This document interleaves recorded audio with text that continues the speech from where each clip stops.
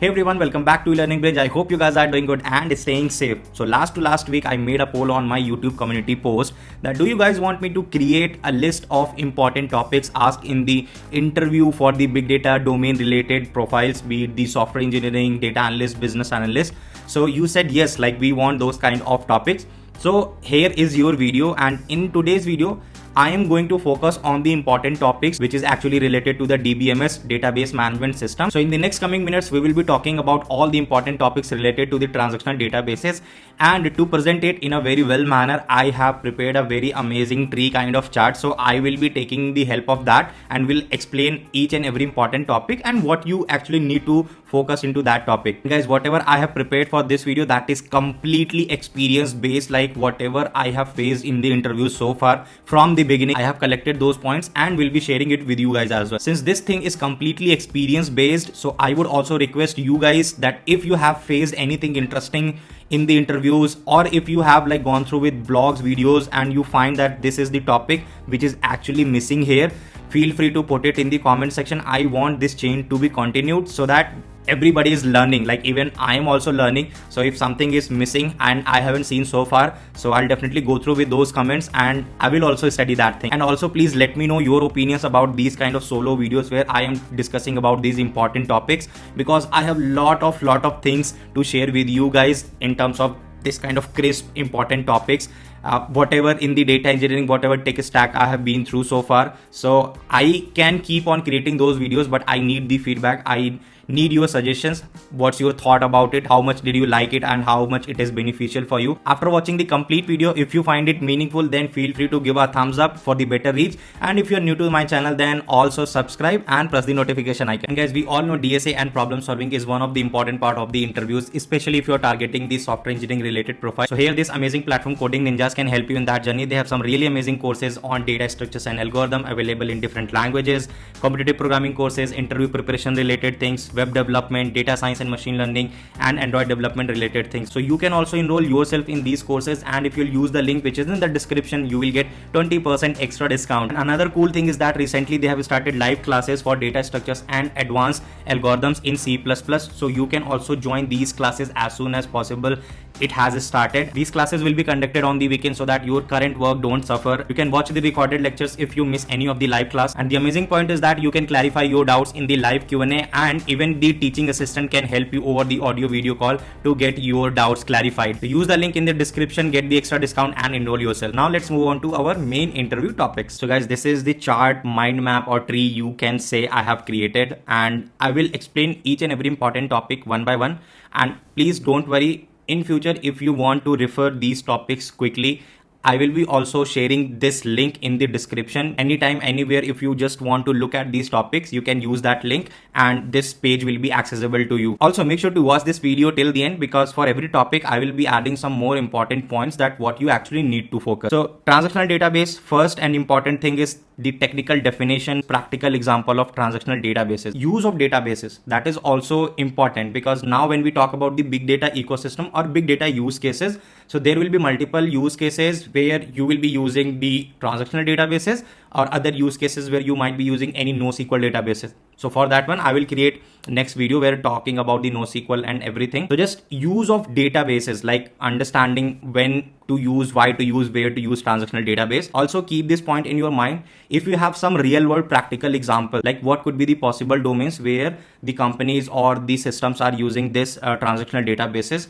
So just go through with those practical examples, because any of important topic or any of the, let's say, important design discussion is going on, you can refer that practical example and explain any of the question with the help of that. So just focus on these things. Next important topic would be type of databases. So if I click on it, so you can see these are different types like which are available in the market. So MySQL is one of them, Postgres, Oracle DB, Microsoft SQL Server, and there are many more. So it's not necessary to deep dive into each and every database and just go through with all the syntaxes, how to write queries on there and these things. But on a higher level, definitely you can check that out. What is the actual differences, right? If there is anything in terms of the performance, in terms of the like storage, in terms of the table scanning or anything, right? If you feel this is the a very critical or important difference between these two databases, and it can help you to decide which one to pick in your use case. So just go through like on a very higher level, understand the difference. So this is also one of the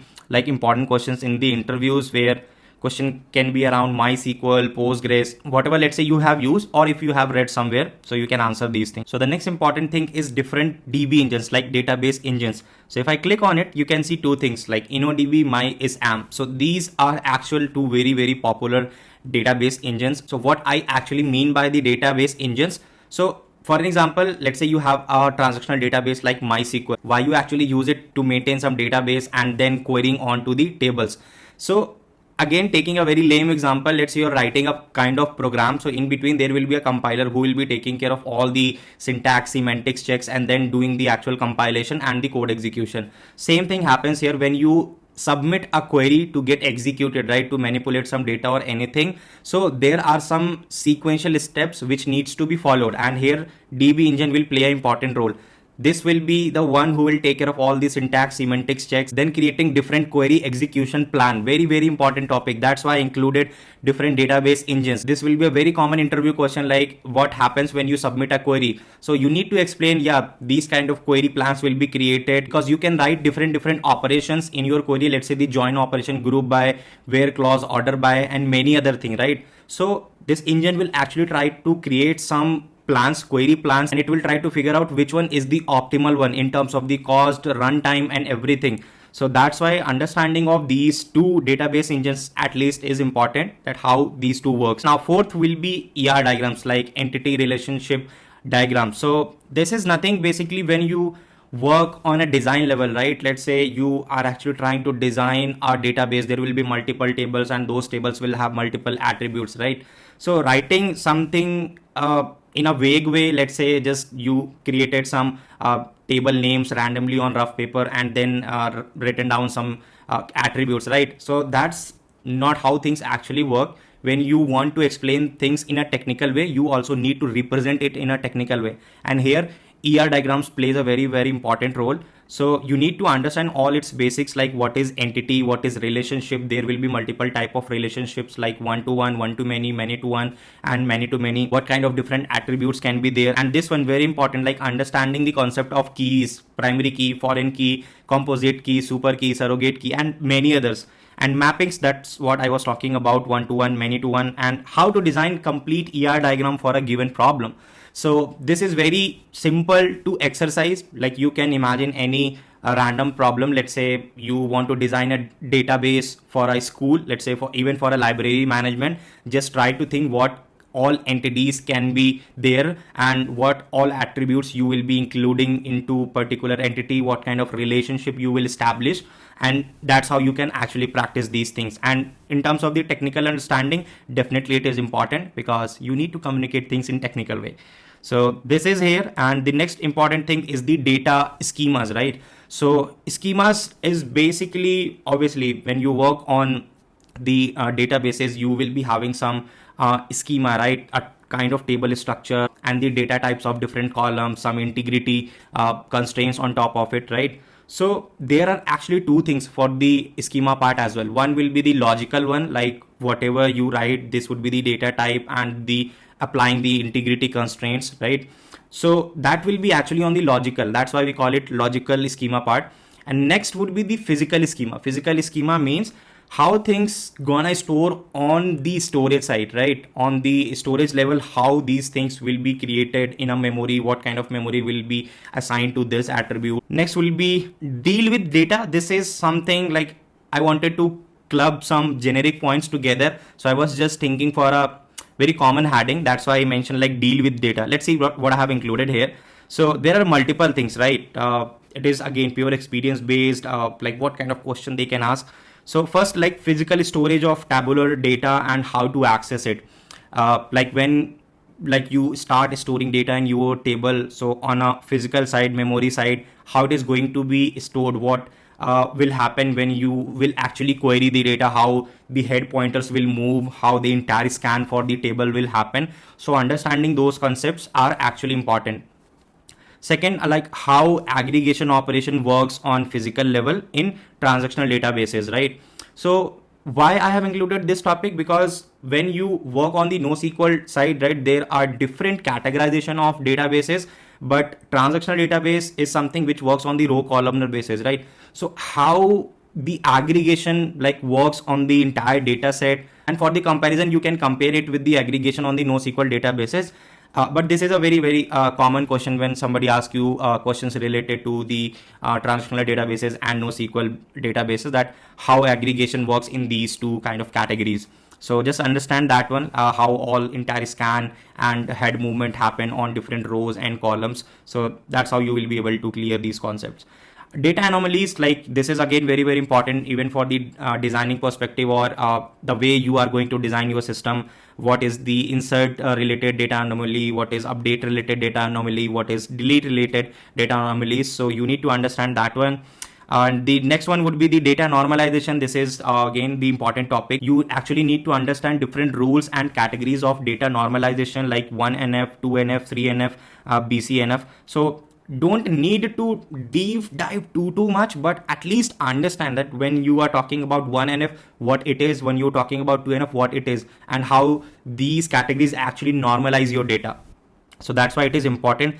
Normalization, denormalization, very important topic in the interview discussion. So that's why I have mentioned, like, understand the pros and cons of data normalization, like what can be the advantages you can get if you have normalized your data, and similarly there will be disadvantages as well. So just read those points and understand it. Same goes with the data normalization. Like they can ask like, tell me a scenario where you actually need the denormalized data. So you need to explain it, what kind of pros and cons for that one as well. How does like data normalization and denormalization impacts query execution? So these topics very important. Just focus on it really carefully and understand all the important aspects of it. Next will be the indexing. Again, very important topic from the interview perspective, because this is something which is actually related to the query runtime execution. So somehow overall related to the optimization, runtime optimization. That's why this topic becomes very important. So indexing, like how does indexing improve query performance? One of the important topic. And then there will be different types as well, right? I have listed down the important types, which is related to indexing: primary indexing, secondary indexing, clustering indexing, dense indexing, sparse indexing, multi-level indexing. So understand the difference between each and everything and when you will be actually using it. And again, indexing is very important. Whatever extra you can read about it, feel free to go with it, because this is important. Next is the hashing part. So what actually hashing is in the transactional databases? Why do we need hashing if indexing is already there? You need to also communicate these differences, like how indexing, hashing like are different with each other. Then different types like static hashing, dynamic hashing, you need to read through about this one as well. Then the actual thing like starts the transaction. We are actually talking about the transactional databases, but what is actually transaction?